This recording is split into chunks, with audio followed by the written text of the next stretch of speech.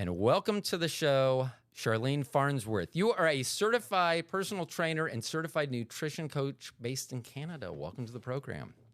Thank you so much for having me. So I reached out to you, and here's the odd thing. I saw your. I'll mention your socials real quick. I found you at Char Farn Fitness. That's CHR. Excuse me. Yes, CHARFARN Fitness. Because as a 56-year-old, I am very acutely aware of how difficult it is to stay in good physical shape. And so I found Jason Smith, who's been on the program before, found him. I found you. Both of you I reached out to via Instagram, which is weird, sorry, and asked you to be on the program. So thank you for saying yes. But what led you to, you first, being a certified trainer and nutrition coach, or did fitness come first, or did the job come first? So fitness came first, but it came pretty late in life. So yeah, I started to do that, and I guess because it was late in life, and then I did a TikTok that just kind of blew up. And I think it's because, middle-aged before and after, and didn't start, getting serious with fitness till late in life. And once that blew up on TikTok, I had like literally thousands of messages from middle-aged people, male, female, all just comment after comment saying, how did you do this? Can you help me? Can you help me? Can you help me? And at the time I didn't have my personal trainer's license, and I was so excited about it. And I really wanted to help these people. So I would give them what worked for me, but emphasize it with, this is what worked for me. I'm not a certified personal trainer. So, I can only just tell you what worked for me, but I can't personally give you the information.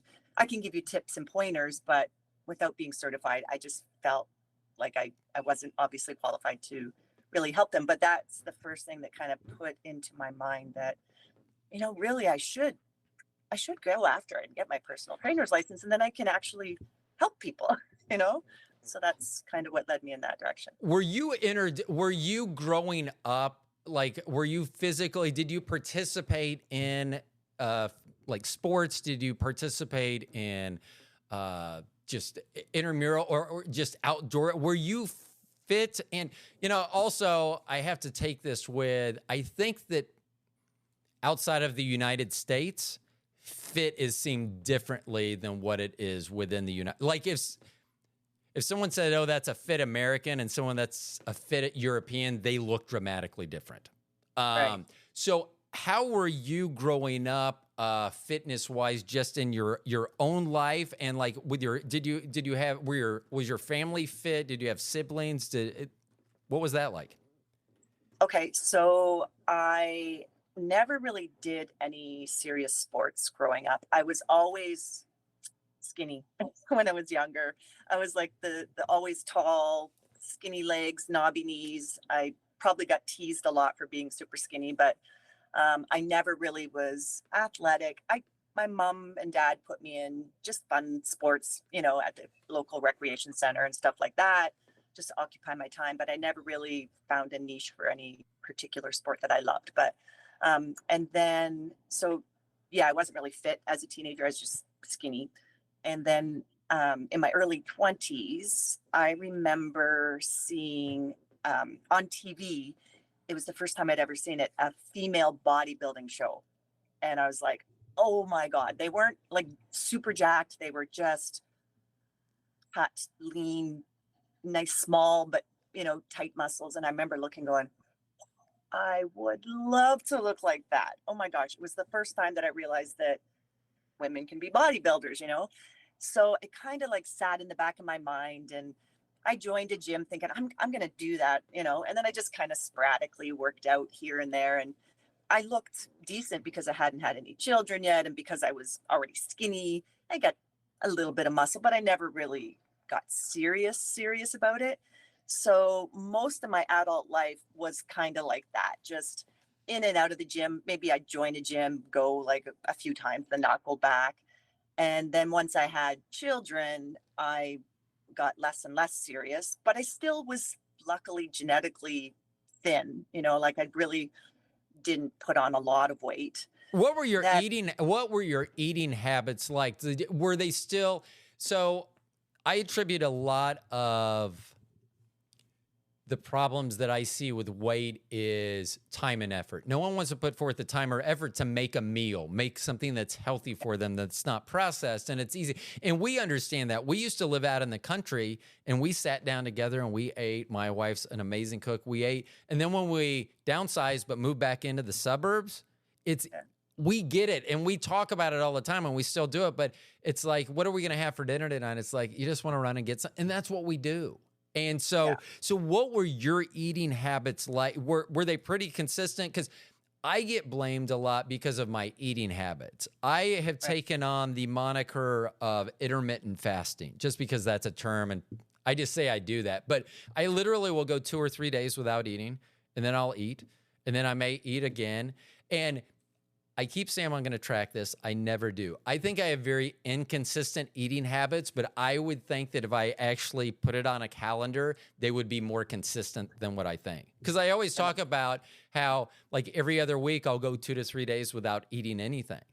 But I say that it's like every 2 to 3 weeks I'm doing the same thing. So is it really consistent or not? So even though people will look at me and be like, you have terrible eating habits, I think they're just not conventional eating habits. So how was your eating, like your relationship with food growing up? Because I got to tell you, I ate like shit, and I was like you. I was always just thin. Same. I No, mean, same. I was the same as you. So I never even heard of tracking food back then. And I was very, very lucky growing up, especially as a teenager and young adult, that I could eat anything. And I did. Like, my friends would, my best friend, she'd be like, Charlene, I just look at what you're eating and I gained 5 pounds. So I definitely was genetically lucky that way. But there was also the older people that would say to me, oh, it's going to catch up to you one day, eating whatever the heck you want. And I remember thinking, no way, I'm just always going to be skinny. But I was wrong. Yeah, I was wrong. and that is it too. But for me personally, because people would always say that, I was kind of in tune to that so that I could make changes. And here's one of the things that I'm right now, and I actually did this for you just because you're in Canada. I'm 197 centimeters and 78 kilograms. So like no one in America has any idea how tall or how much I weigh right now. Yeah. So, but I'm 6'5", about 172, 175 generally.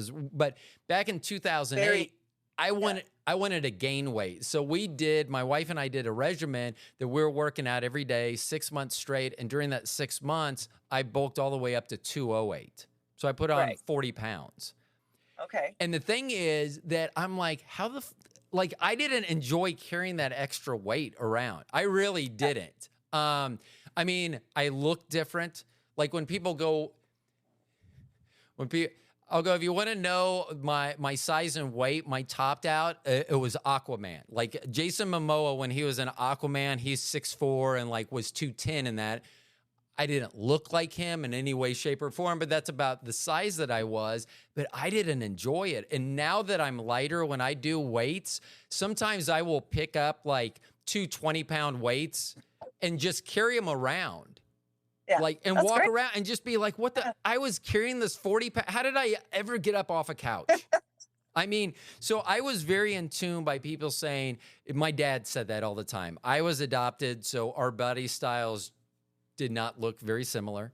And so he had always said, hey, at some point your metabolism is going to change and it's going to catch up to you, which I agree. But having that heads up gave me, and I'm vain too. So that does it. And I have a hot wife. So we've been together 28 years. So it exponentially, it gets harder and harder for me. So as you made this change, so you've had kids, and I kind of know because I've seen the picture, and I will tell you, I didn't see the picture first. I think you put that it was 47 And I think it was 4752. Actually, 4752. This is on my other note. 4752, and then you had a question mark for 54 because you Right. didn't show that yet. So is that about the time 47 when you were like, and what was the catalyst? Yeah. What So was the day day that you said I'm going to make a change for whatever reason? so I remember the day so well. Um, in my early 40s, they found a mass in my throat, and after lots of going back and forth to MRIs and blood work and all this kind of stuff, initially they thought it was throat cancer, so that kind of threw a wrench into my life. Right. And then they said, no, no, no, we think it's thyroid cancer. So they said we've got to remove it no matter what. It's it's big and it's bad, and we need to find out for sure what it is. They did a biopsy. The biopsy came back inconclusive. It was just months of hell. It just fucked my brain up really, really bad. But anyways, once we went in and they took it out, they took out my whole thyroid, and they said we did a biopsy right there, and it was still inconclusive. So we have to send it off to pathology. So now after the operation, I'm still waiting weeks to get pathology report back. And thank goodness, finally, I got everything back. And they said, no cancer. I'm like, what? But I did have Hashimoto's thyroid disease, and it was causing the mass to grow. And once they took the thyroid out, Hashimoto's disease was gone. I just have to live for the rest of my life on thyroid pills because I have no thyroid, which is way better than what they initially told me. But anyways, the short of this whole long story was once I went through that, I can't even explain to you mentally what it did to me. But one of the funny things that I think back on that was kind of funny is I remember sitting in my basement and going, like, all my life, I've kind of like, worked out off and on and worried about trying to stay healthy and that. And then here I was just going to die from cancer after taking pretty good care of myself most of my life. Why am I wasting my time? Like, this was my brain. I'm just going to live life and not worry about all those little things and just do whatever the heck I want to do. And that's what I pretty much did for a number of years. I just started eating whatever the heck I wanted, drinking tons and tons of, well, I've always drank alcohol, but I started stepping up my alcohol game, and like without even thinking that one drink I was making that was like loaded with orange juice and pop and vodka, and like one drink alone was probably 350, 400 calories, and that's just one drink. And so I kind of just didn't worry about any of that stuff for a number of years. And I could, like, in the mirror, you're slowly starting to notice changes in your body. And I remember thinking to myself, oh, I'm starting to really put on some weight, but I kind of just ignored it and just never stepped on a scale, just let it, simmer. And then I don't know what made me one day decide to step on a scale, but I guess in the back of my mind, I was thinking, oh, it's getting out of control, Charlene. You always said to everybody else, you are never going to be fat. You're never going to put weight on. You're going to always be skinny. And I think I'm starting to feel fat. So I stood on the scale for the first time in years. And I looked down, I'm like, oh my God, I am the heaviest I've ever been, even heavier than when I was pregnant. And it shocked me. Like, even though I knew mentally that it's once you step on that scale and the numbers have gone up exponentially from, your younger years, I'm like, wow, okay, I'm still alive.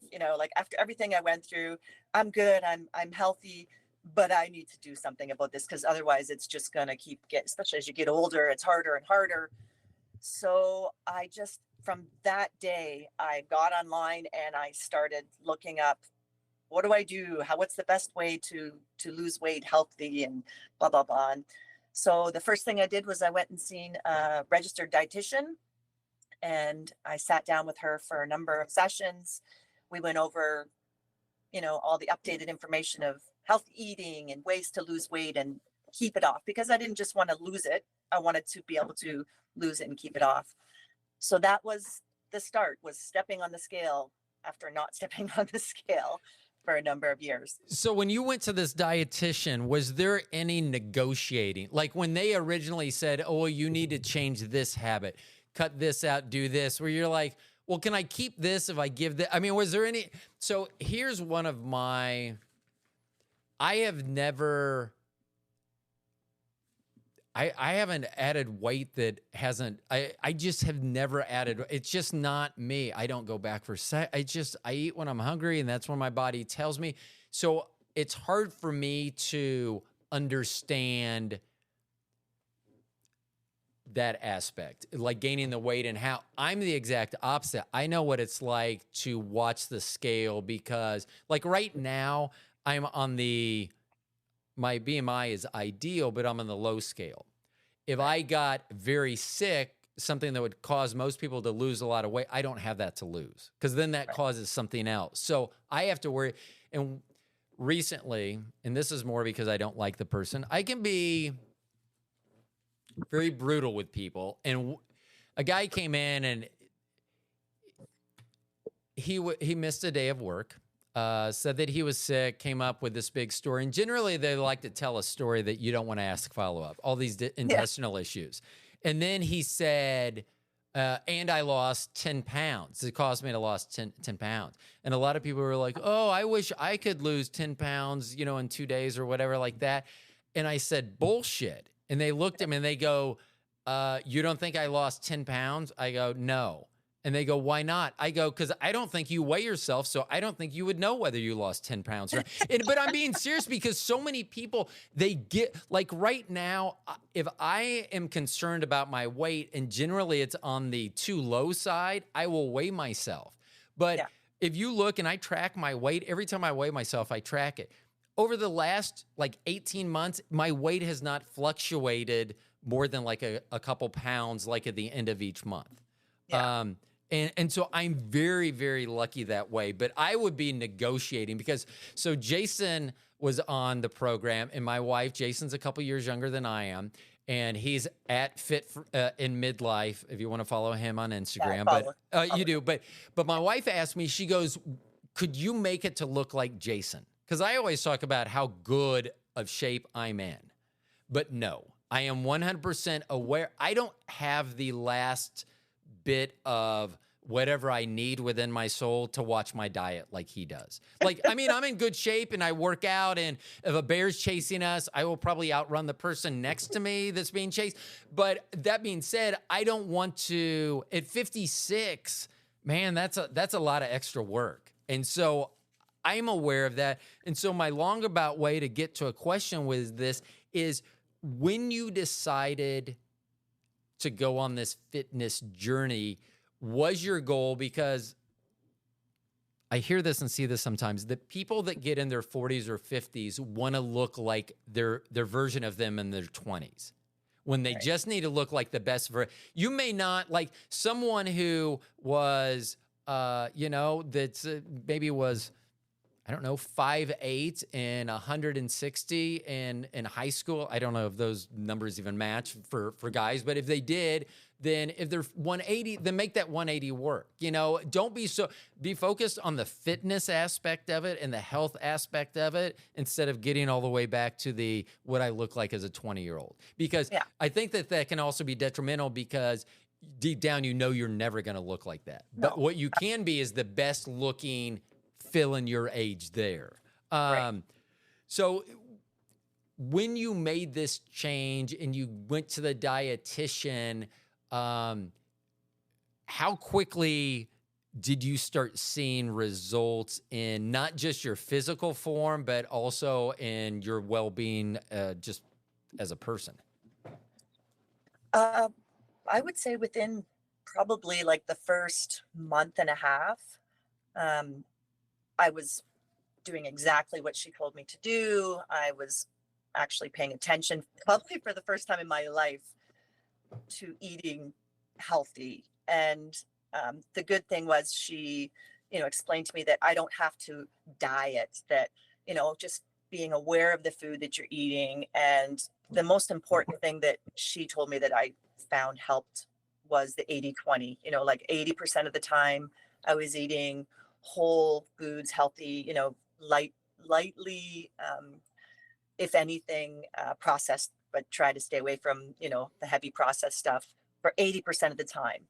The really, nutrient dense filling type food 80% of the time, and then allow myself 20% of the time to have the soul foods, the foods that are maybe not quite as healthy for you, that are loaded with calories, or the more highly processed foods that you enjoy, so that this way you're not preventing yourself from having those things that you like, so you don't feel like all of a sudden one day you're going to just binge on them because you haven't been allowed them. So it made it so much easier for me to actually follow it, because I was doing exactly that, 80/20, pretty much. And I wasn't recording my food then.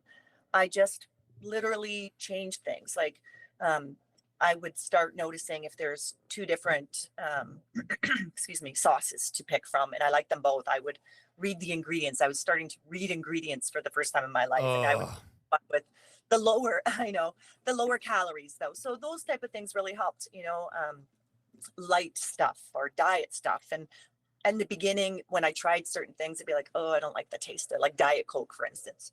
I can't stand it. I can't, but I don't really drink a lot of pop anyways. But I'm just saying, like, there were certain things I didn't really like the taste, but I would still attempt it. And then I found after a while, I started getting used to, like, the whole grains, the healthier versions, instead of the white bread, the whole wheat bread, and, the lower fat milk, just to bring the calories down and stuff. And then I just got so used to all that light stuff that now it's everything I eat is like the lighter version, or and I have some friends that kind of tease me. They're like, no, that's not the real stuff. Bring out the real stuff. I'm like, that's the real stuff to me, because I like it. It's helped me to keep my weight off and eat a little bit less, with still being able to enjoy the other stuff 20% of the time. So that was one of the best things that she helped me with, was that. So. well, and I didn't warn you about this. I warned you about many things before we started, but I didn't warn you about the multi-level questions that my wife always warns me about. So this may have a couple of questions all lumped into one, and I apologize, but you touched on a couple of things. But I wanted to go back and first ask, and the reason I'm going to tag on the family here at the end is I don't want to forget to ask that. But on the dietitian, when you were finding that, were you referred to one? Did you find it on your own, or did you have to go through and find the right person that you knew that you could? Because sometimes there's a guy I call a friend now, but Rudolph, when we first met, we didn't get along. We didn't. And I remember one day I walked by, I saw him, he was out to lunch with someone. I went over to say hi, and he goes, hey, do you remember when we used to hate each other when we first met? And I go, we didn't hate each other. We didn't know how to communicate. And so now we do. So even though now we would be able to communicate effectively, we weren't then. So I'm just wondering, like, finding a dietitian, was that difficult, or was that fairly easy? And what were you looking for specifically? And then I'm going to piggyback, just because you had kind of mentioned family and cooking and looking at things. So did you take your family either voluntarily or involuntarily on this health kick with you? Like, as you're changing from white bread. So if white bread to wheat bread was a change in our family, I would be going out and buying white bread on my own. I mean, so did they pull you? So I'm just wondering, did you yank your family along with this health kick as well? Or did you just say, I'm going on this, if you want to join me, I'm doing it? Or were you making two separate meals? So in the beginning, when I was just starting out, no, I didn't force anything on the family, but I'm the one who does the grocery shopping. So it was, you want a sandwich? There's the whole wheat bread. You want some milk in your cereal? Then there's the skim milk, that kind of stuff. So, but I never forced anybody to eat that stuff. But if you want the white bread, go ahead, go buy it. Right. Like, unless they put a special request in, obviously. If I was shopping and they said, could you please, I'm not going to say, no, I'm not buying. So you can still physically touch a bag of white bread then? Yes, so it doesn't burn your fingers or anything? Yeah, absolutely. Okay. Yeah. So how about with a dietitian? How did you find your dietitian? Because it sounds like you had a very good relationship. It sounds like, almost instantaneously you got on a program that led to good results. But how was that finding a dietitian itself? Was that easy for you? And how did you do that? So Google is your friend. I mean, it can be your friend. Right. I literally just went on and started researching the different, because I didn't even know the difference between a nutritionist, a dietitian, and you hear all these different terms. And I'm a very evidence-based person, and I want to do what's really going to work. I don't want to waste time if I don't have to on trying a million different things. Like, I want to get right to the best means possible. So that's when I realized that dietitians are like the best way to go. They're also more expensive because they're way more educated, just like anything in life, right? But I just thought, this is what I really want. I want somebody who knows exactly what to do, and I know that they know what they're talking about. And then, so that's how I realized a dietitian is what I wanted. And then I just started looking locally, because it would just be easier to see somebody that was local. And when I found a few different names, I just went through reviews and, looked at their websites and things that I liked, that I didn't like. And that's how I ended up finding the lady that I found. And she was magnificent. Like, as soon as I walked into her office the first time, I just felt like, okay, just like what you say, when you just connect right Right. away. She looked amazing. I know, you shouldn't judge people by their looks, but when I walked in, I'm like, she takes care of herself. Like, she practices what she preaches. And to some people that wouldn't matter, and that's fine. But to me, it just emphasized the fact that she takes care of herself. And she didn't just look skinny, she looked fit. And it turned out she also had her certification for her personal trainer, which was even more of a bonus because she had it all. But yeah, and then I literally had appointments with her like every, I don't know if it was like 3 or 4 weeks, but in the meantime, like, would message her back and forth and stuff. And if I had any questions, she would answer them. And so, yeah, I really, for a year, I was with her, and I lost, I think it was like 35 pounds, which doesn't sound like a lot to some people, but to me, it was a big, big difference. But I'd also started working out again, but not serious, just like, doing a little bit of both. But the diet was the biggest change in my, what I was doing at the time that led to the biggest change. So So well, real quick then, because you were talking about how kind of the working out, you weren't, as you got thinner, is that what kind of prompted, well, now I want to be toned. I don't want to just be thinner. Now, if I'm going to be thinner, I want to tone that as well. Because right now, if I stopped working out, I have no question that I would stay thin. Like, yeah. that I'm not going to gain weight. But so here's one reason I work out. I don't remember my age. But when I used to play basketball, I didn't work out. I thought it was detrimental to my game. And I didn't need to for my game. I just didn't. But I remember some cute girl coming by, and she squeezed my arm as she walked by, just like to say hi. And I was so embarrassed by the lack of muscle mass that I had that I was just like, I got to start working out. I mean, it was something that stupid. And it wasn't like, I don't want to be huge. I don't want to bulk up. I will work out just enough that people will be like, oh, I bet he works out. That's Right. literally, I hit that line, I'm good to go. So, Yeah. I always write notes as we're talking. And so now you found your dietitian, you've started working out again. Did you find, because I've seen your pictures and it looks like you have a home gym, but when you first started working out, were you going, some people feel like they need to go somewhere. I much prefer to work out at home. I can totally regimen myself to make sure I work out at least twice a day at home, but I don't want to get in a car. I don't want to drive somewhere. For you personally, once you started working out, did you need that companionship, someone to push you, or did you have that no matter where you were?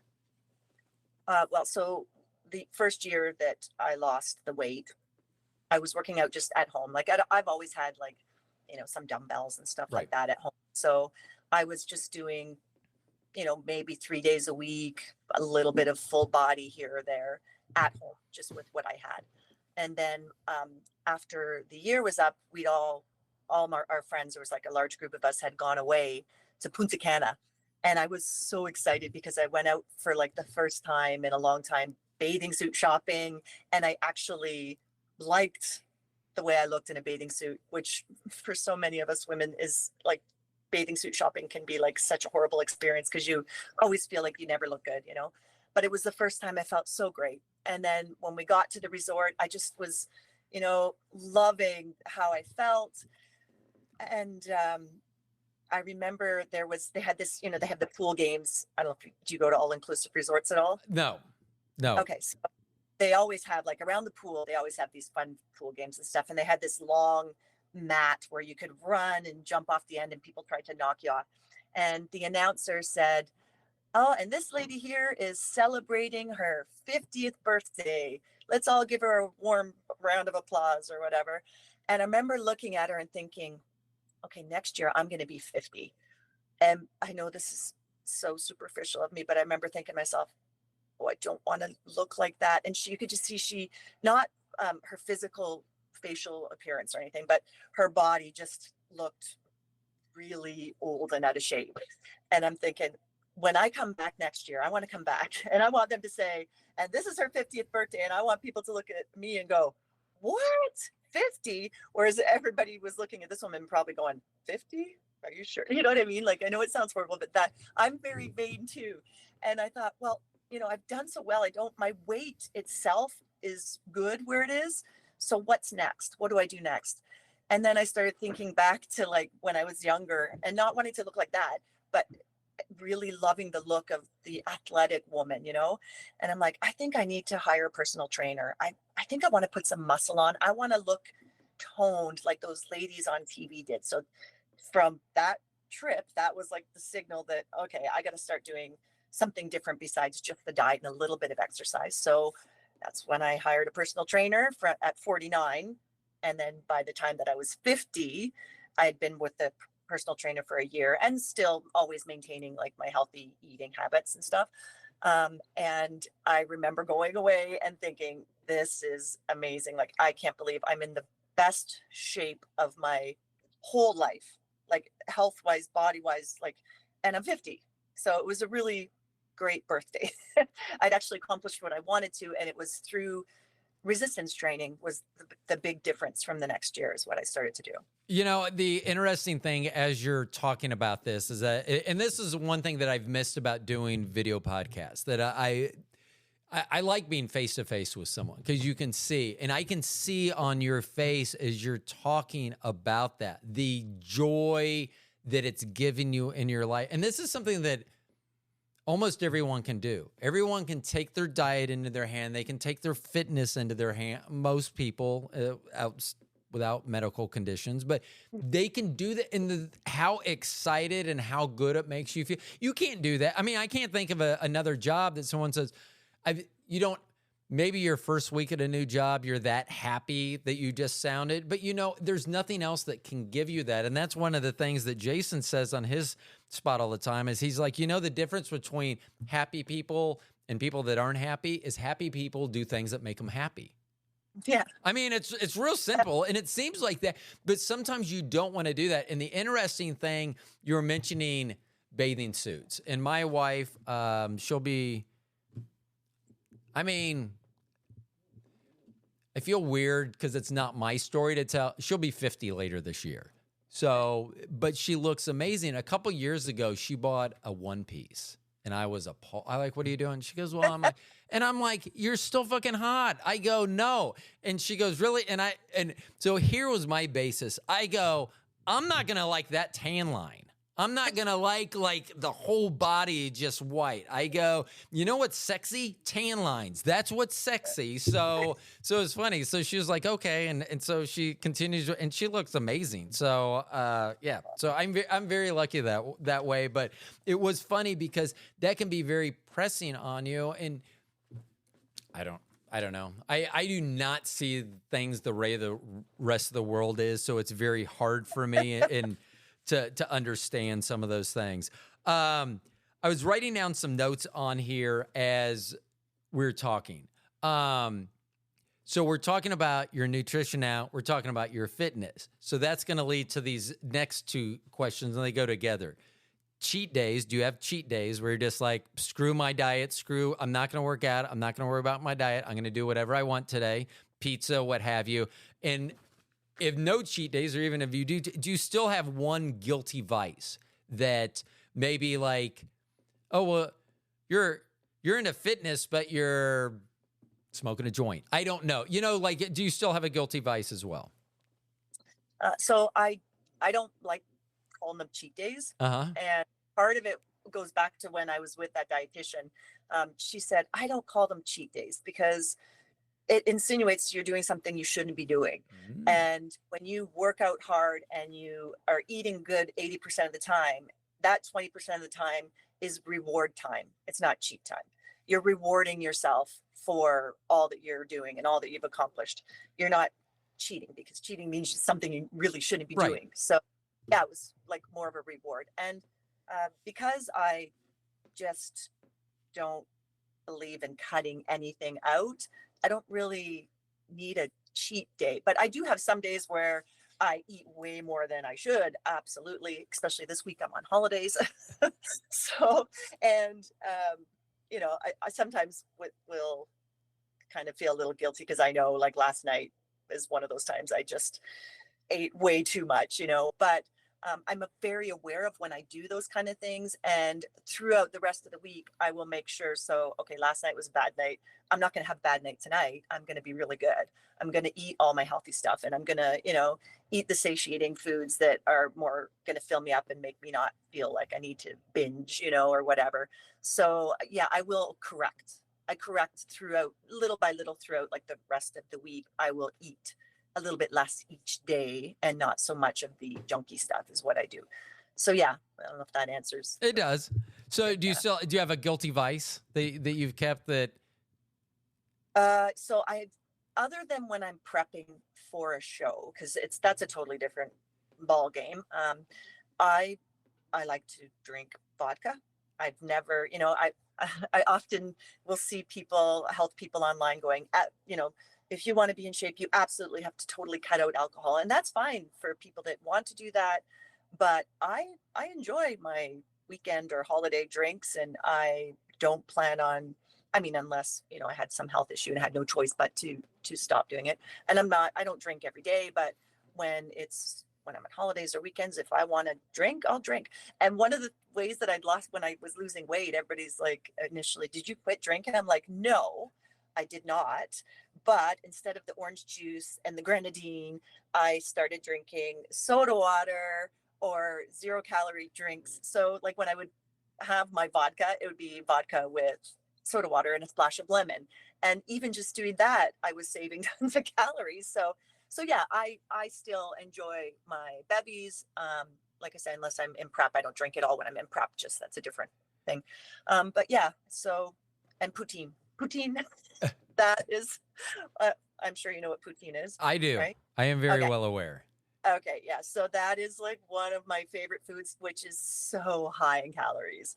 So it's Yeah, I was one of the gonna say. I mean, yeah.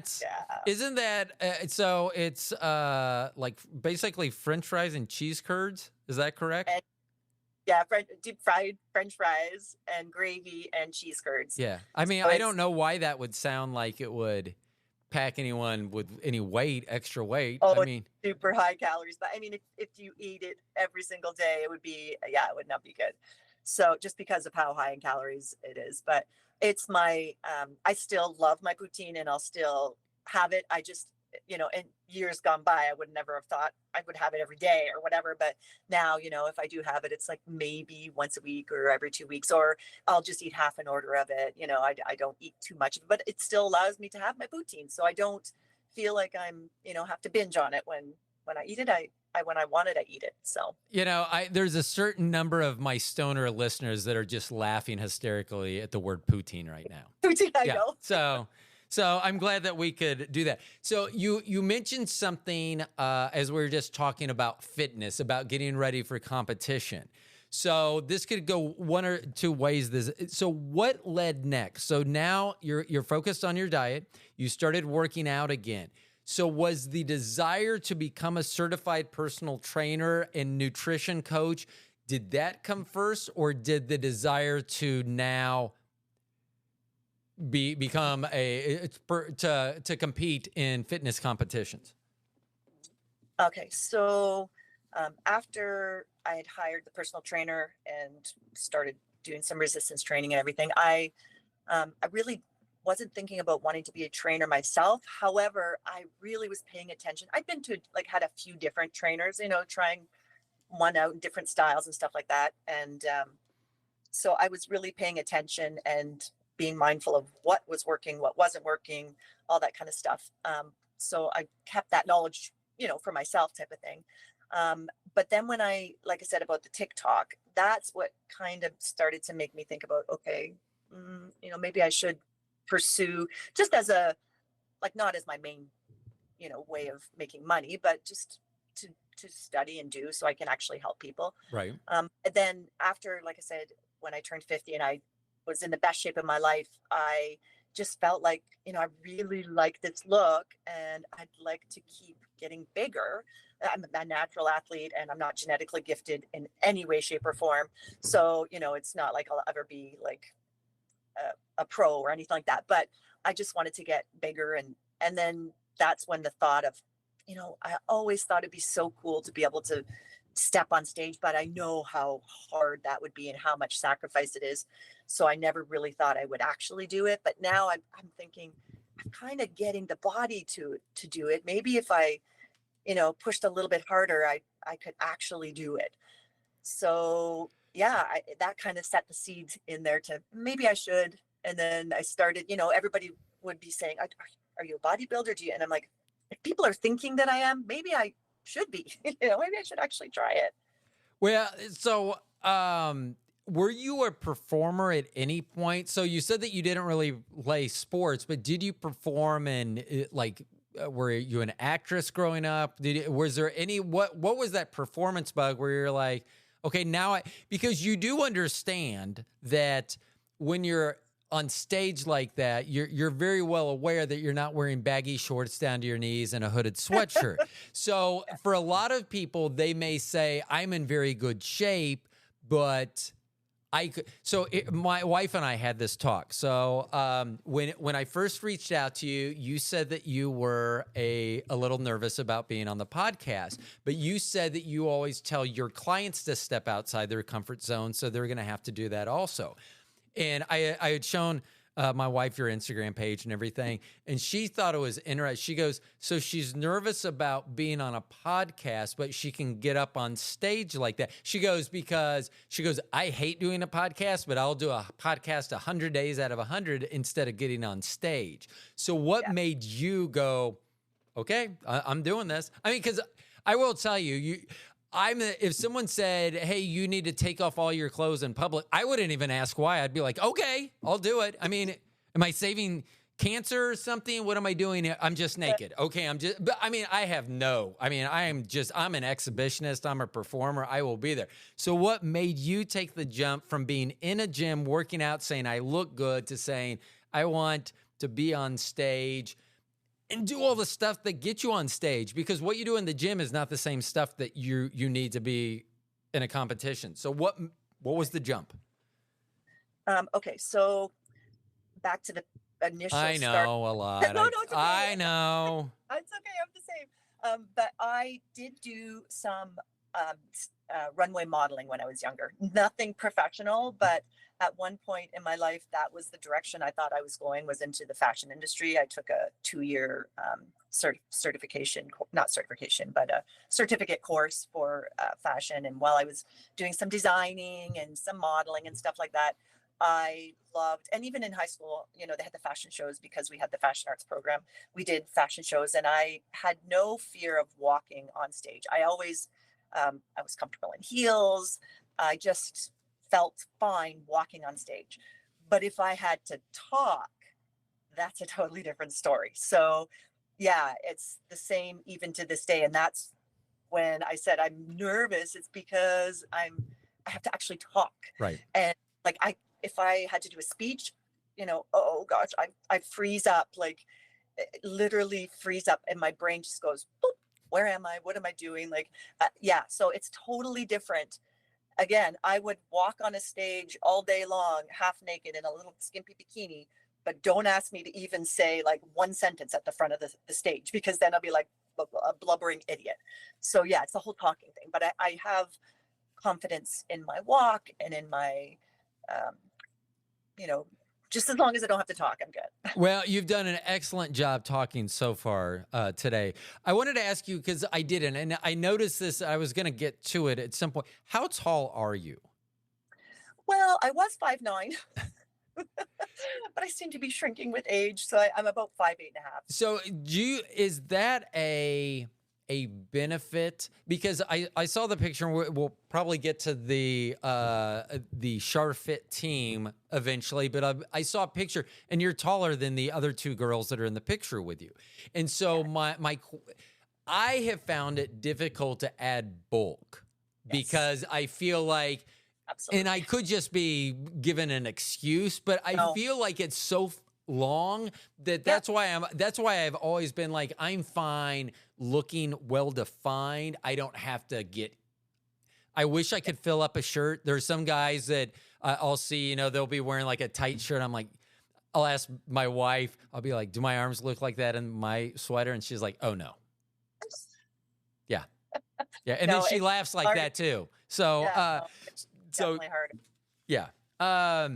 So it is harder for you to do that as being tall. And do you think it benefits you though in your performance or your presentation? Because I've always felt that being tall sets me apart than everyone else. Because even if you're on stage, even if no one's next to you, the person in front of you, the person behind you is probably going to be shorter than you. So it does stand out. So did that help you in performances?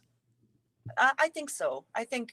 And even with the modeling, like, they always want the tall people. So yeah, I think that kind of helps in that sense. But when it comes to the specific category that I like to compete in, that I want to be able to be so big in, which is the figure category, it's not so good, because the shorter people can have shorter muscles, more compact. They can, really get the muscles nice and big looking, compared to somebody who's got the longer limbs and the taller body. It's not as easy for us. So usually the shorter competitors, like you'll see even with the big, huge bodybuilders, they are usually all much shorter. They look big when they're on stage because they're so massive, but when you see them standing beside the average person, they're usually much shorter. Yeah. So some of the notes I wrote down, since we're just talking about competition, is what do judges look for when they're in the type of competition that you do? And maybe explain that first, but the type of competition you do when you're on stage and the fellow competitors, what are they specifically looking for? Well, it depends on which category you're in. Every category is different, but my favorite category, the one that I like to compete in, is figure.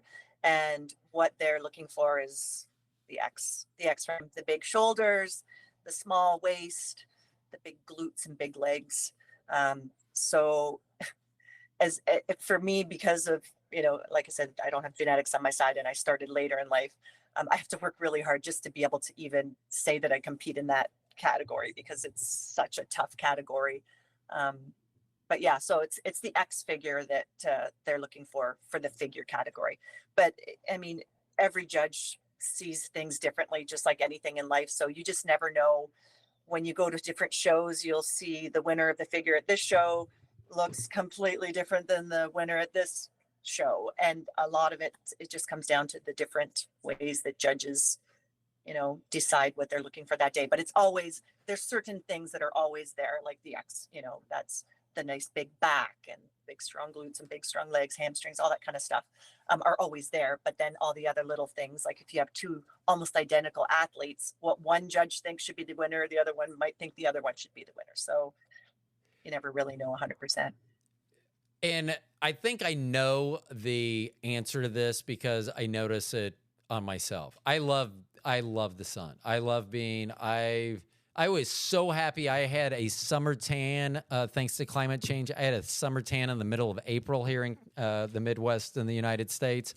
Does that help? Because I noticed that in your performance pictures, you seem to be much tanner than you are in most of your other pictures. Even when you're on holiday at the beach where you think you should be tanner, you're tan. So does that help show definition?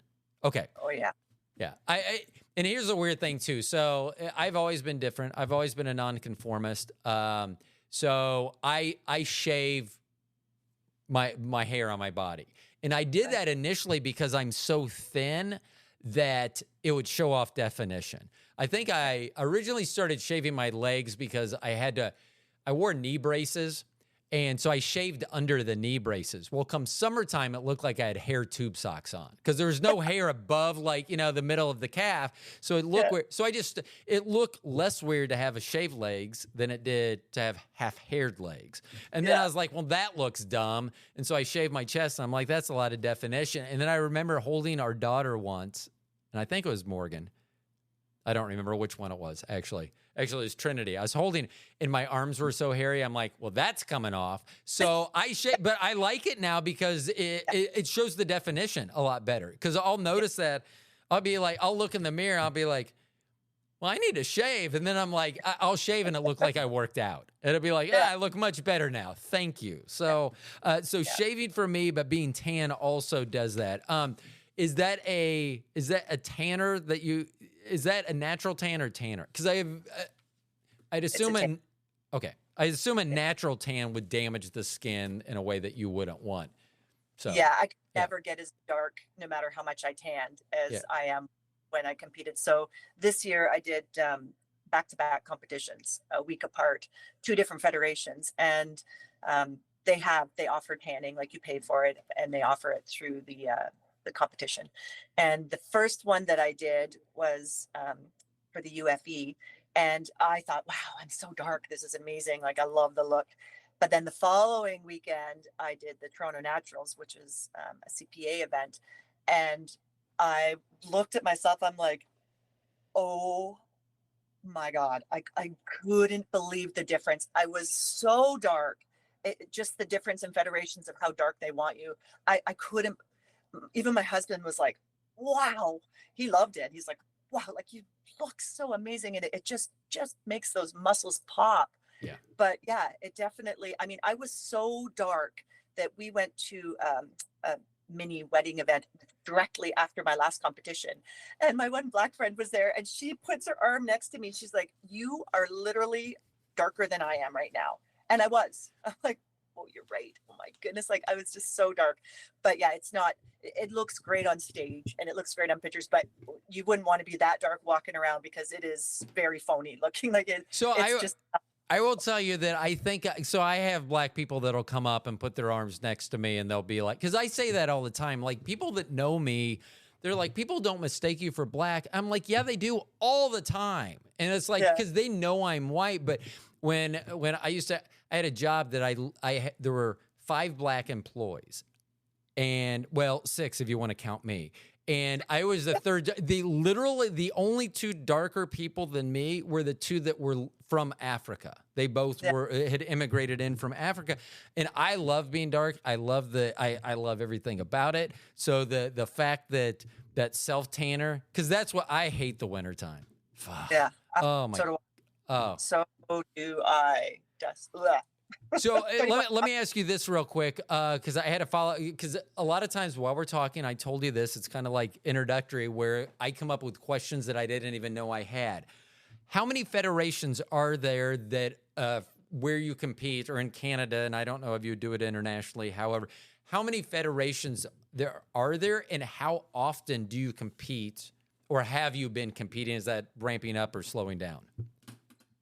So I don't really know for sure how many different federations there are.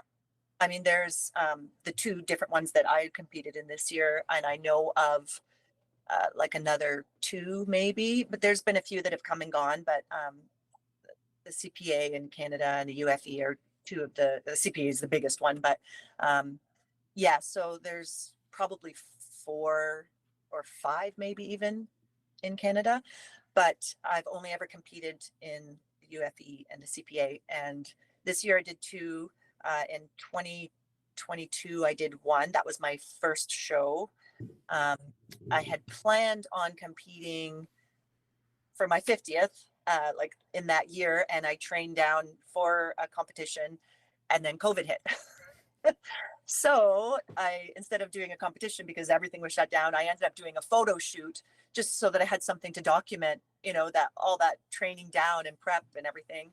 So even though it wasn't a competition, I think of it as like my own little personal competition. So I've stepped on stage 3 times, like 3 different competitions, but then had that photo shoot in the beginning. So it's kind of like 4 times in my brain anyways, but yeah.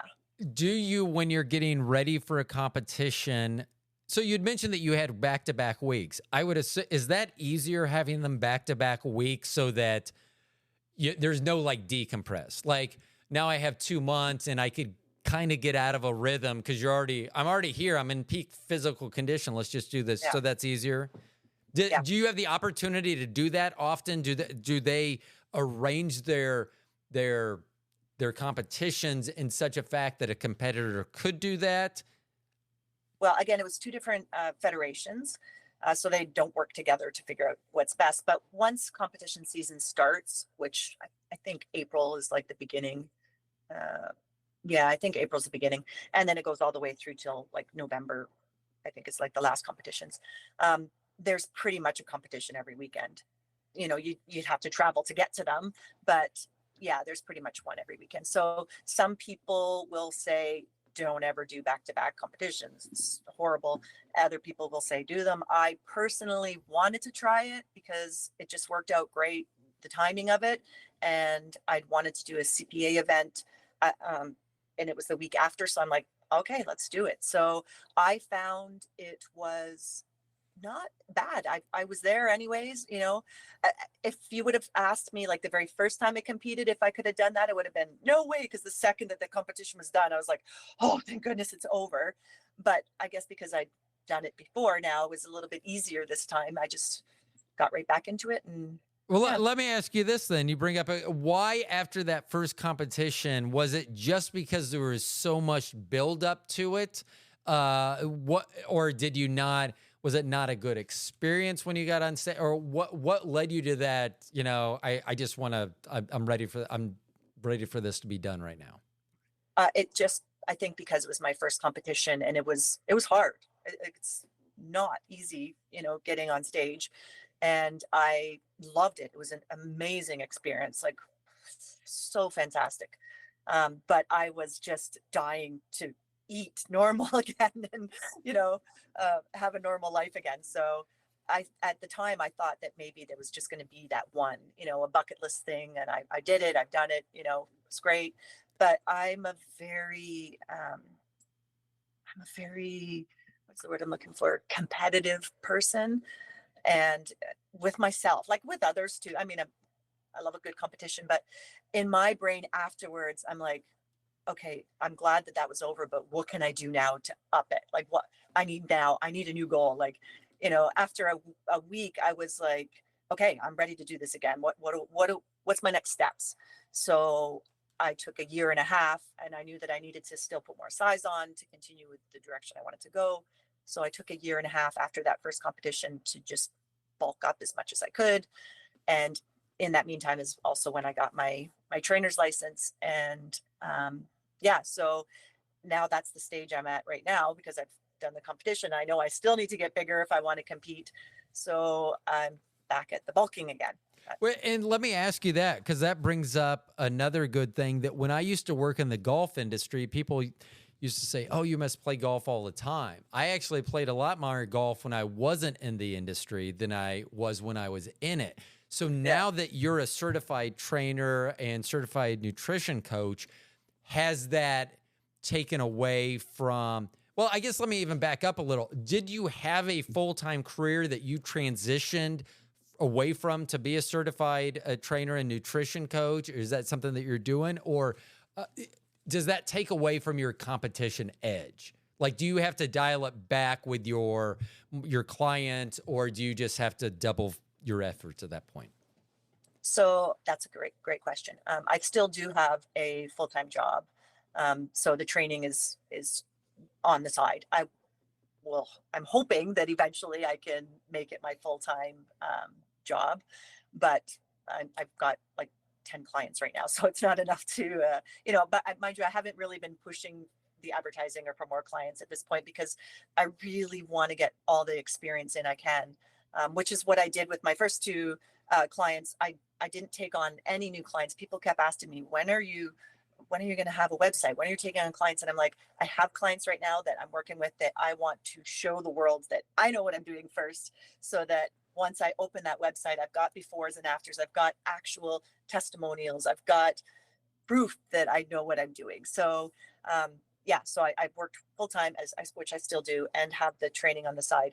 But as far as does it affect my working out, I would have said no, but I'm realizing now it does a little bit, in the sense that now that I've started to get clients and, I've got the website up and running, I worked through prep and trained with my two clients, and we all competed at the same show. Different, we were on stage at different times, different categories and stuff, and it was a lot of fun. It was great, but I only had the two of them. And now that I've got more clients and still working out and all that kind of stuff, I've decided that even though I qualified for the Worlds with the UFE Federation in November, I'm not going to compete, because my two girls qualified as well that competed with me, and I really want them to do amazing, and they've got all the will to be amazing, but I want to put all my effort into coaching them, and as well as my new clients. So I've decided I'm not going to compete in November, and I'm just going to continue to build on my own. And I'm going to compete again, but probably in another year and a half.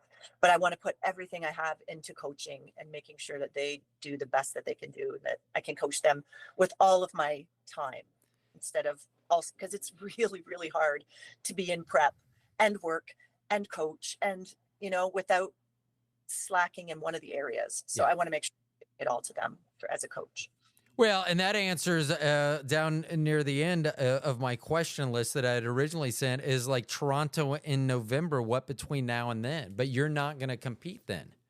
No, I'm not. And part of me is a little sad because, it's the World Finals. But another part of me is really happy because, like I said, I get to put all my effort into coaching and training those two girls that are competing there. And my favorite part of everything I do is the gym. Like the whole process of building and, manipulating the body and changing. And so I'm very, very focused now on my trouble areas of where I want to build even more. And so when I look forward to like what I'm going to look like another year and a half and stepping on stage, then I'm hoping to bring even better package to the stage than I would come November. Because I still feel like, because it's the finals, it's the Worlds, the competition is going to be fierce. It's not just like the regionals. So I feel like, because I'm so competitive too, I don't want to just walk up on stage and just say, I made it, here I am. I want to walk up on stage and say, I made it, please give me my medal. I want to be able to do well. I want to be the best I can be. So well, and so this will be a two-pronged question too, because I'm going to still oh my gosh, I can't believe you're not competing in Toronto in November, but maybe it's not. So do you think if one of your girls, and the day that this show, if people are listening to this on release day, I'm actually going to be Sky Parker. I will be. And she's one of your girls. So I'm going to have her on. So we're going to talk a little. And so then I'm going to see what type of guilt she has knowing that you're not going to compete, so that she can be put up on the pedestal. Oh my gosh. She is amazing. Absolutely amazing. Well, and so the reason I reached out to Sky was because you all are at different points. She's a little bit younger than you are. So I wanted to get her perspective also of what made her make the change at the age that she did as opposed to when you did, and what her goals are, because she's a little bit, being younger, she has more time to think about, do I want to be in Worlds? Do I want to be in this? Where, so that will be very interesting as well. So you'd mentioned the categories. What type of categories, like, just because we'll talk to Sky here in the future, like what type of category do you I guess, compete in as opposed to what Sky is competing in? Or is it the same? So Skylar and I both do figure, but when I do figure, thankfully they have different age categories. So she does the open because of her age. When I do masters. Now, granted, I did my first competition. I also went into the open just for the experience of it all. But and that's one of the reasons why we actually weren't on stage competing against each other at our last competition, even though we both did figure. She was competing against the open group, and I was competing against the masters 35 and up and masters 45 and up. So we were standing on the stage at the same time at one point, just because they had all of the figure people out, but we weren't technically competing against each other in that category. So she did figure. She also tried wellness, but it was her first competition. So we were just kind of seeing what the judges thought of, how her scoring went, to see which category she would suit best. And figures definitely her gig. She's she's got it. And mentally, she is very prepped. Like she wants it. She's going for it. She's very, very dedicated. And I think she's going to go places for sure. But yeah, so she did figure and wellness, and she also did transformation, which I did at my very first competition, transformation, because she really, I'm not sure if you've seen her before and after picture. I think I saw at least one of the before and after pictures that she had. Yeah. So she did the transformation as well. And my other girl that competed in the same show, she did a bikini, and she did fitness model. So again, different categories. So what is the difference? So you're wearing a bikini so what is the difference between bikini and just figure? Right. Yeah. Yeah. So figure outfits are actually different than the bikini. From the front, they look the same, except for the figure comes up much, much higher. And in the back, the figure suit connects to the bottom of the bikini so that it leaves your back open, so that you can see, because the whole shape thing like this, you can see all those muscles, because it's not doing up right in the middle of your back. It's not distracting. So your whole back is open for figure. Whereas bikini, it does up like a regular bikini. It's just like I didn't know there. I mean, so here's the weird thing. So I'm 56. I still wear a Speedo. And I had to point out to someone else showed up in a Speedo once. I go, well, they're in an American Speedo. And they go, what do you mean? I go, look at the difference. And I go, because my Speedo is 2-inch wide on the side, where an American's like 4-inch. I know it doesn't look like a lot, but you can't, so I didn't know what the difference between the swimsuit that you were wearing and a bikini would be. Interesting. Well, I did do the fitness category as well. So I'm not sure if you remember the colors, if you've seen the difference. So the red suit that I wore was for fitness, which was like the same as a bikini. And then the one that looks like warp speed, that one is for figure. Okay, I don't want to feel like I'm too familiar with your photographs. So, oh yeah, that one, the red one. Yeah, I know exactly the one you're talking about. So let me ask you that, because that's a great point, because that's what I love about doing. Because this is just a conversation. I'm just asking you random stuff, and you'll be like, why did I just do that for an hour and a half? That being said, you had you displayed some of your competition suits, competition wear, whatever you want to call it. But so is a designer doing those for you for each one? Do you have a personal designer? Is that something that's done by the Federation? Because those were great suits as well. So, and I know that you had taken a picture and you had tagged someone and said, but I didn't get the full gist of it. Yeah. So, I went with an idea and gave it to Alexandra Suits, and we just kind of like mashed together our ideas, and she pulled it off, and it was exactly what I was hoping for, but even better. So, so you can do your own suit, but it's kind of risky because, it has to be exactly just the way the judges want it. So there's tons of suit designers out there. I've been to 2 different ones. The one that I was with last time did both my suits for this competition. Yeah. But yeah, they were great. I want to ask about competition real quick, because I didn't ask about this earlier, is for you personally, the best and worst part of competition, and then for you, best and worst part of competitors that maybe you, I guess maybe know or don't know. I guess the competitors, best and worst of the competitors, but best and worst of the event itself, and then the competitors that you're there with. Okay. Well, competition itself, the best part is just knowing you got there. It's really, really hard. Um, you have to pass up on nights out with your friends, which I love. I really love spending fun nights out partying with my friends and stuff. You have to pass up, everybody's going out for dinner and stuff, and you can't have that. And you're just constantly marking down what you're eating and making sure you're hitting everything. And, so it's really, really tough. So once you get there and your body looks absolutely amazing, you feel so accomplished. It's like, I can't even, you have to do it to understand it. It's what you put your body through. But that's also the bad part, is it's really not healthy for your body to be that stage lean, and you suffer some consequences. You're extra tired, you're extra weak, even though you probably look stronger than you ever have because you see more definition.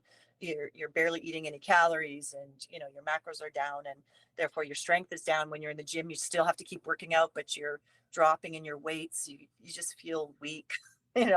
So that's probably one of, at the same time, it's a positive, it's also a negative. And as far as competitors, I've had nothing but absolutely amazing experiences. I've made so many friends. I've never had a bad experience with other competitors. Like, everything has just been magnificent. The UFE federation that I compete in, it is more of a user friendly. It's more of a, like, you're not allowed to have your coach backstage. And one of the reasons that they do that is because they want all of the competitors to mingle. They want you to rely on each other and help each other out. And it works. It really does. It's such an amazing bonding thing with the UFE. The CPA, you're allowed to have a coach back. So a lot of the competitors are just with their coach, and it's more individual. Like, it's not like a big group event.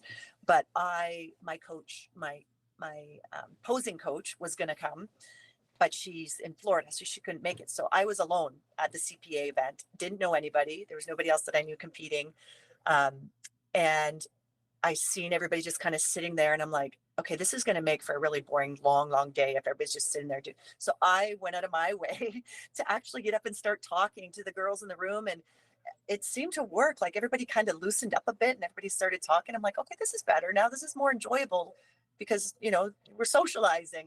We're talking about our nerves, and we're talking about, what we got to do. And it just made it that much more fun. But yeah, everybody was great. It's good. Well, and that's neat that you have the ability to do that, to start a conversation. Not everyone.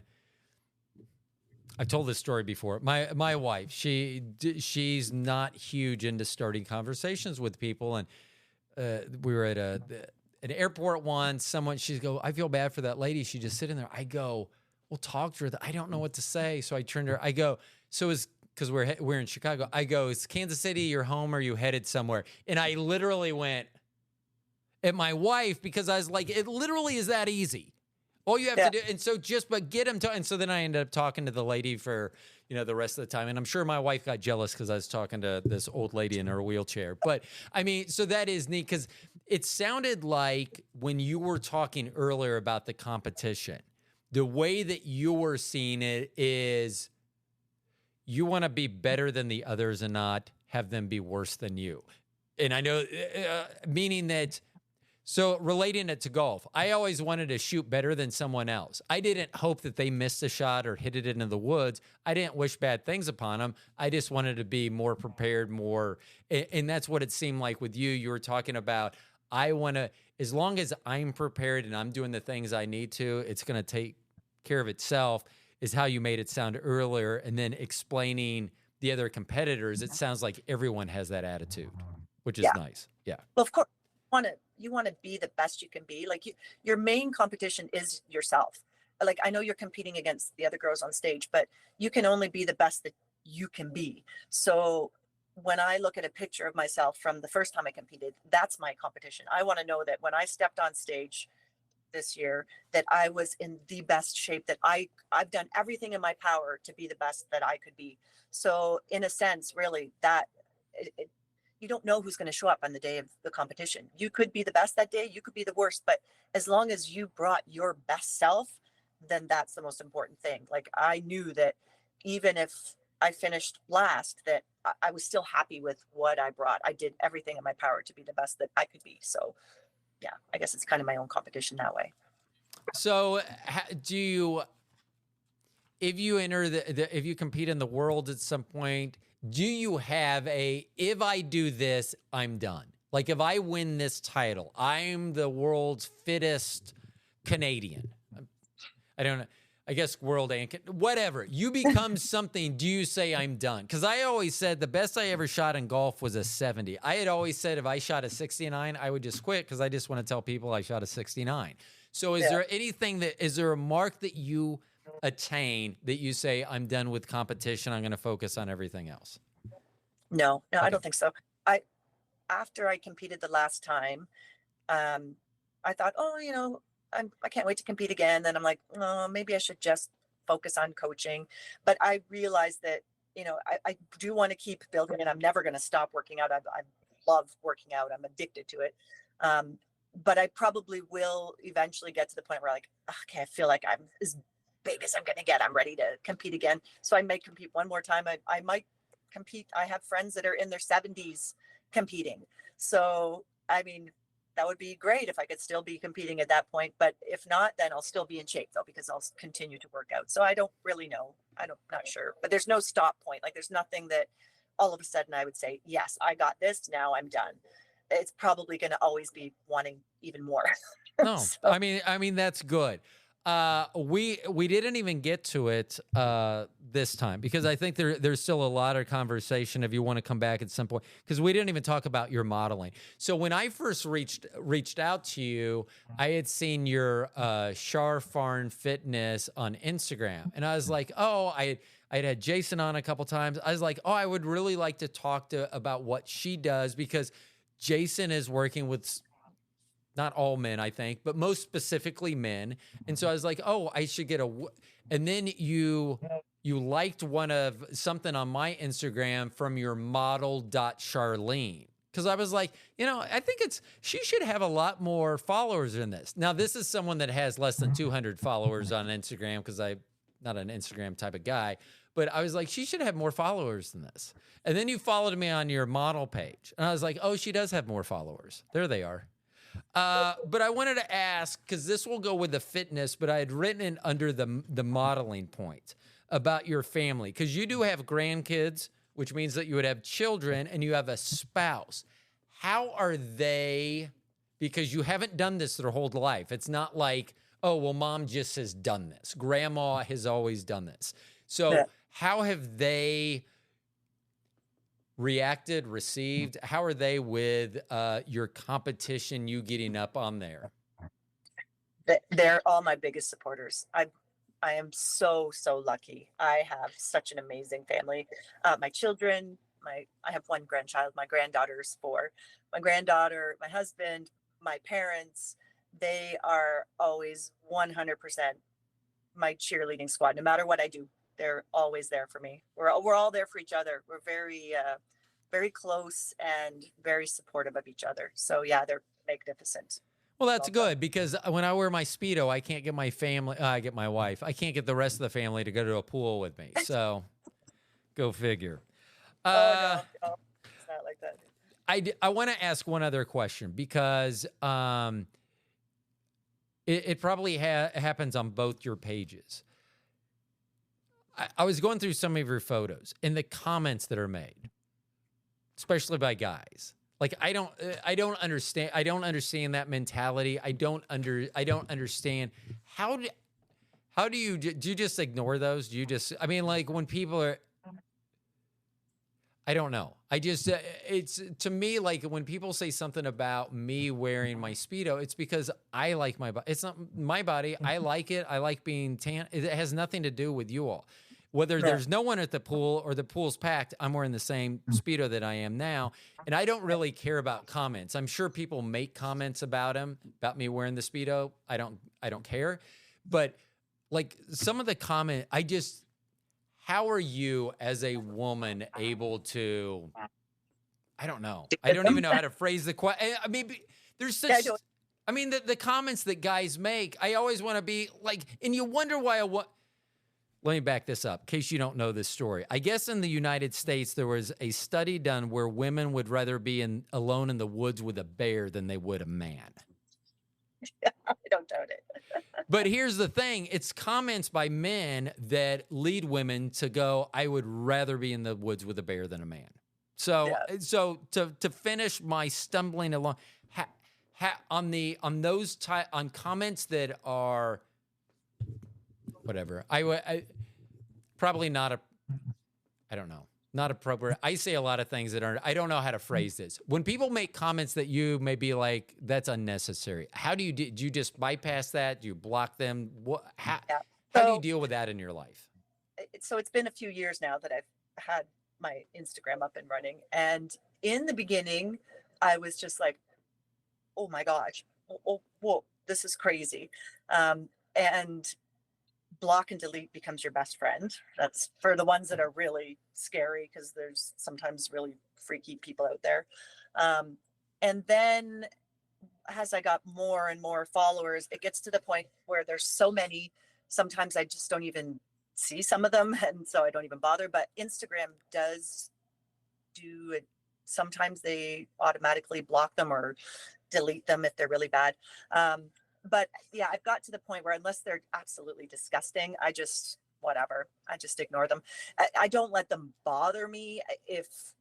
I mean, if it was something, a threat or something, that would be a different story. But I just kind of like brush it off. Whatever, it is what it is. Well, it just amazed me because like on your fitness page is not so totally dissimilar to the information that Jason's getting out. And all of Jason's comments are like, or I'm doing this, and it's less about him physically. Like I don't ever see a girl or a guy for that matter going, oh my God, and saying something about that. And it just seemed like the comments are so drastically different that I would think that Men. It's men. well, yeah. I mean, yeah.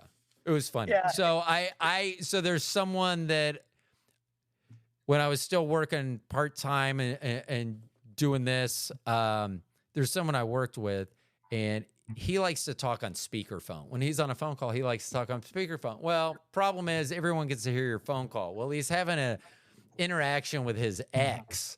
And so when he hung up, I go, it sounds like someone would rather be in the woods with a bear. Oh my God. I have never heard a grown man scream to an owner of a company, someone's making fun of me. But it is, but I mean, I look at those comments and I go, and these are the guys that wonder why they're single. Yeah, exactly. And I'm just, to me, it's appalling is probably too harsh, but I just can't even wrap my head around that. And I find the stark contrast in comments between you and male counterparts. I just find that very weird because I do want to talk to you about your modeling too. So we won't have to do it here. Hopefully you'll come back at some point, but did this start about, you said that you did some modeling back in the day. Did this reignite once you had got yourself physically where, oh man, I'm going to be on stage in a bikini. That's where I'm headed.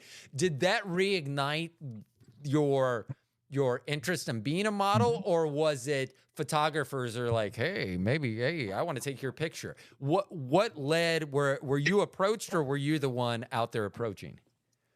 So what got me back into modeling was after I was like almost turning 50. A friend of mine who is a bodybuilder, much younger than me, she does a lot of charity work, and she every year would do a calendar, and all the proceeds would go to a charity, and she'd have a different theme every year. And she approached me and said, Charlene, I'd love to have you in this calendar that I'm doing. It's for bodybuilders, people that work out and people that have been through something in life. a struggle that, whether they were, was cancer or whatever. Right. And, now they've decided that they're going to work out and stay healthy and blah, blah, blah. Anyway, so I'm like, yeah, I was so excited because, here I was with this new great body and I was feeling great. And I was going to be turning 50, and what better way? And my birthday's in January. So she made me the January page, it was the first page. So anyways, I got to be in this calendar, and it was the first time that I had done any sort of like modeling since I was in my early 20s. And it looked amazing. I was so proud of myself, and so many people bought it, and people were commenting, and a lot of people are like, you should be doing this. And I'm like, I'm 50 years old. Nobody wants a 50-year-old model. But boy, was I wrong. I realized that once I started to put my stuff out there, my daughter helped me with the Instagram, because that's obviously the model page came first, which is why it has the tacky name model.Charlene. My daughter's like, just pick anything. Here, you want to do modeling? We'll do. But then I was afraid to change it because I thought people would, because there's so many scammers out there. If I change my name, maybe they don't think it's me or whatever. So it's just kind of stuck. I know it's dumb, but anyways, so from that calendar, I just started getting approached by different people, some companies, like nothing huge, obviously not enough to make a living off.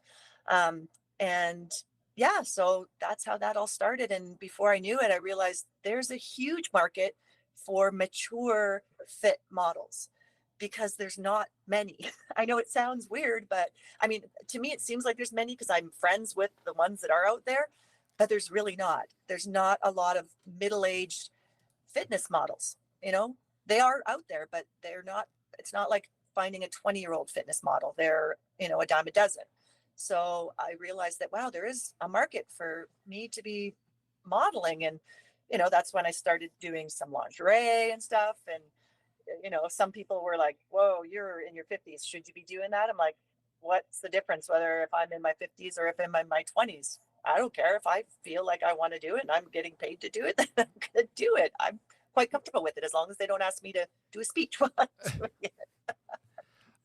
But they are great. And it's interesting, as you were talking there, I didn't even think about this, do you sometimes feel like the world is a more fit place than what it actually is? Because you're around all these fitness people. You're like, oh, they're beautiful, they're beautiful, they're beautiful. I'm just a little toad. I mean, so you're around all, because here I know, so sometimes I will make comments. So I was a math major way back in the day, and I'll make comments that are rooted in math. And I know at 56, the percentage of people in the United States that look like me is tiny.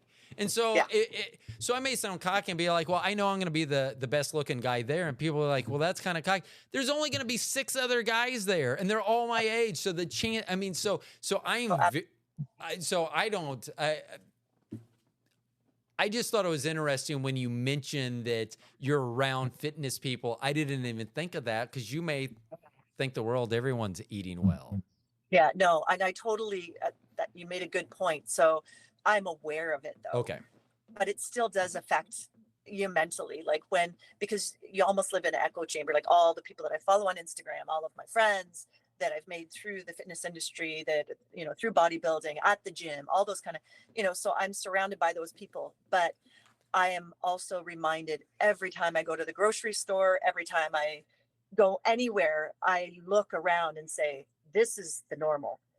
And wow, it's way different from when I'm at the gym or when I'm online with my fitness friends. And that's when it reminds me to remind myself that on those days when I feel inferior to all those other people that I'm around at the gym or at whatever, I'm still doing pretty good compared to the average normal societal, wherever you are. Yeah. And I agree with that. And it was funny because I always tell people, don't let my confidence offend you, because I am very confident. But here's the thing. So I'm in a couple of high IQ societies. So like Mensa, the minimum is 132 to get in.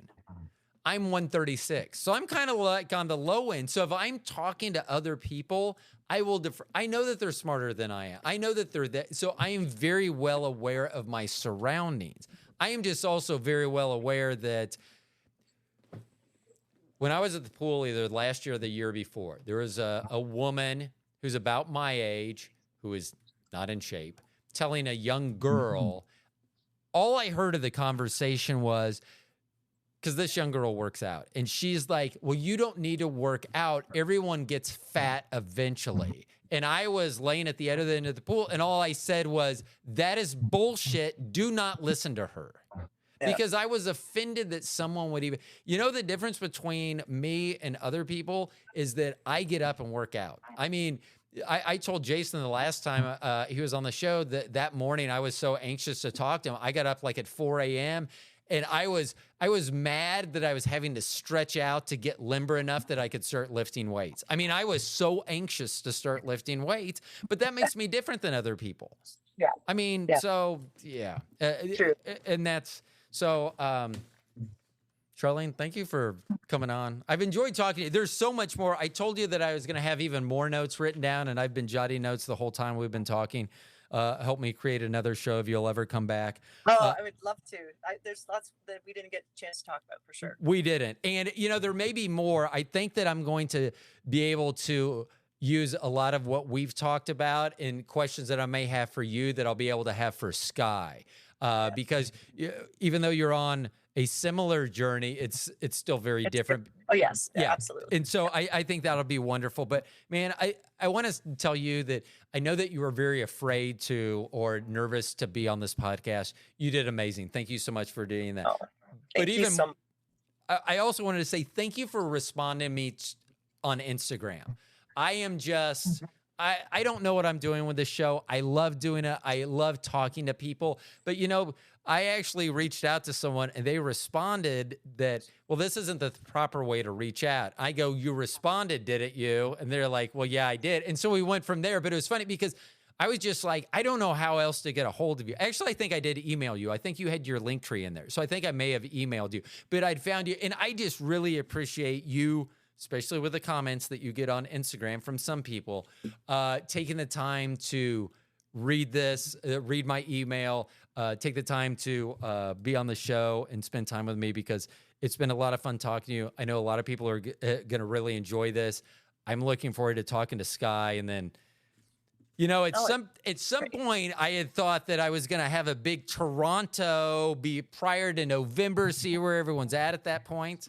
Are you good? Yeah. Is Sky going to be able to, is she scheduled to compete in November? I believe she is. Yeah. She is. Yes. As her coach, will you be there? Oh, absolutely. Okay. Yeah. Okay. Absolutely. Man, it was so much fun. Anything you want to leave our listeners with? Once again, I'm going to mention at model.charlene and at Charfarn Fitness. Those are on Instagram. Anywhere else they can find you? Charfarn Fitness is also on Facebook, and my TikTok is fitmodel.Charlene. Okay. Yeah. And when this episode comes out, which won't be for a couple weeks, I'll have all that listed. So please go to the Stone Genius Instagram. I'll have all the links to find Charlene on there. You'll be able to see her fitness page. You'll be able to see her model page. There's a lot out there. It's amazing. Thank you so much for being on the program. I really appreciate it.